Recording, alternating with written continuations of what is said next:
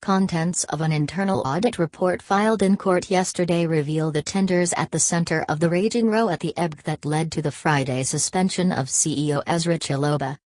Chiloba yesterday sued Chairman Wafula Chebukati and 4 other commissioners in a tell-all petition, seeking to quash the suspension on grounds that the audit report used by Chebukati and 2 other commissioners to suspend him did not implicate him in any way.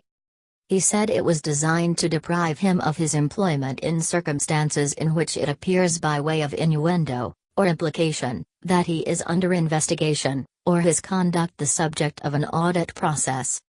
In his detailed affidavit, Chiloba recalls the proceedings of Friday's plenary meeting that ended with his suspension. He and his deputy, Marjan Hussein, were asked to leave the room as Chebukati circulated the audit report to the commissioners, although it was not listed for discussion. Vice Chair Connie Maina and Commissioner Paul Kurgat left the meeting in protest at the ambush, saying it was unprocedural.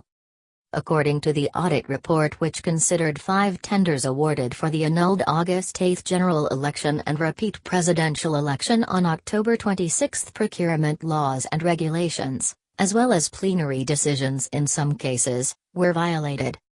The audit also found that in some cases suppliers delivered some items out of time even though they were procured for the election. The audit report singles out 553 Thuraya satellite modems, BVR IBM server infrastructure maintenance and infrastructure security monitoring solutions that were delivered past the deadlines. In a few cases, some key and pertinent tender documents, such as approved procurement requisitions and tender award notifications, were found to be missing. The report, signed by George Ongudi, Gladys Mwangi, Fred Kariuki, Ruben Churcher and Obadiah Tani, was written after the chairman asked the team to review 5 tenders awarded in relation to the 2 elections.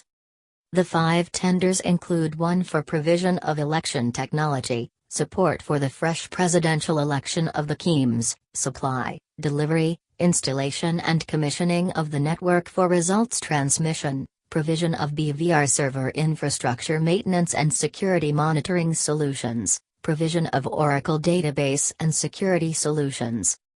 Also audited was the tender for provision of strategic communications and integrated media campaign consultancy services.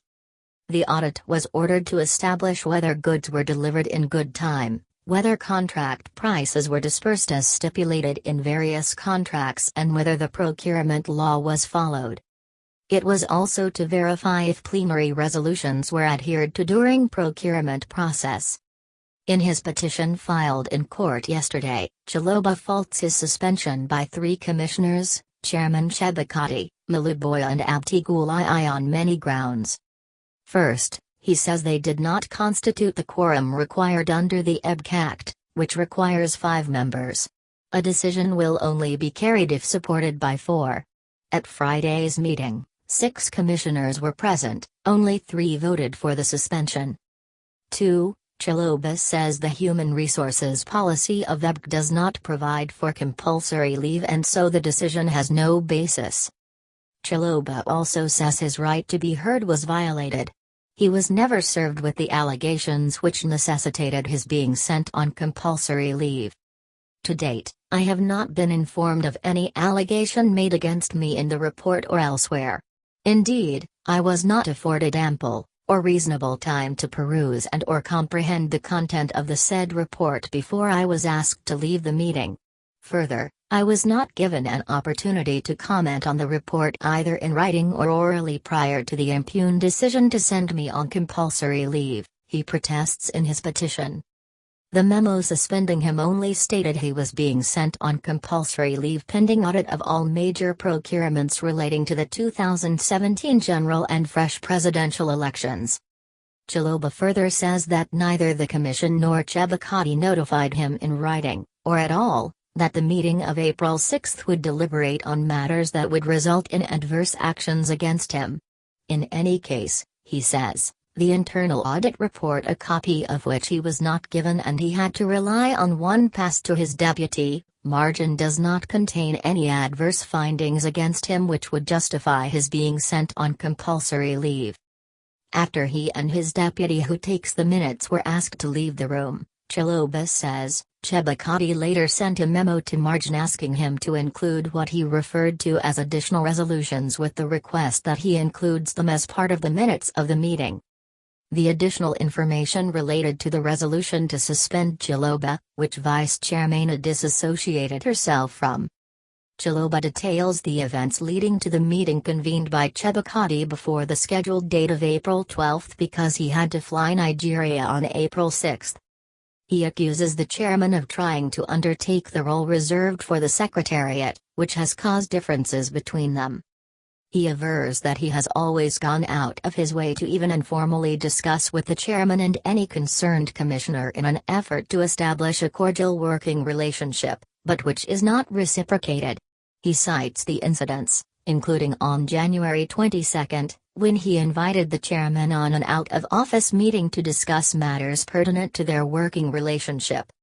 But to demonstrate how the chairman has going behind his back, he says that while he was on leave, on December 21, 2017, Chebukati wrote to the acting CEO demanding for a report to be submitted to him before or on 5 January, 2018, which was the date of my resumption of duty. Chiloba dismisses the state reason of his leave to pave way for an audit as mischievous because the Auditor General who has the constitutional mandate to audit the Commission has been undertaking an audit in relation to the 2017 general and fresh presidential elections since January 2018, and the Commissioners know it.